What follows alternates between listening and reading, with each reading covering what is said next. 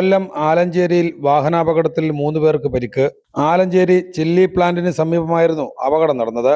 ഏരൂരിൽ നിന്നും അഞ്ചലിലേക്ക് പോവുകയായിരുന്ന കാർ നിയന്ത്രണം വിട്ട് റോഡരികിൽ നിർത്തിയിട്ടിരുന്ന KSEBയുടെ ജീപ്പിലേക്ക് ഇടിച്ചു കയറിയാണ് അപകടമുണ്ടായത്.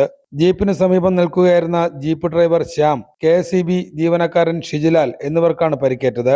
റോഡരികിലുള്ള ട്രാൻസ്ഫോർമർ ലൈനിലുള്ള അറ്റകുറ്റപ്പണികൾക്കായി ജീപ്പ് നിർത്തിയിട്ട ശേഷം ജോലി ചെയ്യുകയായിരുന്നു KSEB ജീവനക്കാർ. ഈ സമയത്താണ് പാഞ്ഞുവന്ന കാർ നിർത്തിയിട്ടിരുന്ന ജീപ്പിന്റെ മുൻഭാഗത്തേക്ക് ഇടിച്ചു കയറിയത്. ഇറത്തിട്ട് ഒരു ഡിസ്ക് ഫ്ലാഷ് ആയിരുന്നു. ഈ ഡിസ്ക് ഫ്ലാഷായിട്ട് ഇവിടെ നിന്ന് ജീപ്പ് ഈ സൈഡിൽ ഒതുക്കിയിട്ടേക്കോ, കാറിങ്ങേന്ന് തൊട്ടിപ്പുറത്തേന്ന് ഇട്ട് ഇവിടുന്ന് ഒരു കാർ പാഞ്ഞു വന്നിട്ട് ഞാൻ ഇതിൻ്റെ ബാക്കിൽ നിന്ന് ഫോൺ ചെയ്തുകൊണ്ടിരുന്നത് വിളിച്ചുകൊണ്ടിരുന്നത്.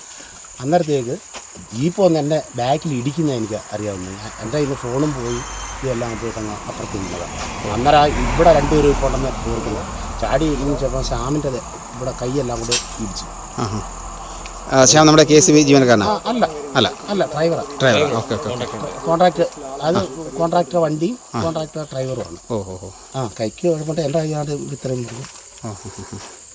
ഞാൻ അപ്പുറത്ത് നിന്ന് ഫോൺ ചെയ്തുകൊണ്ടിരുന്നു. ഇവിടുത്തെ അണ്ണ ഉണ്ടായിരുന്നു.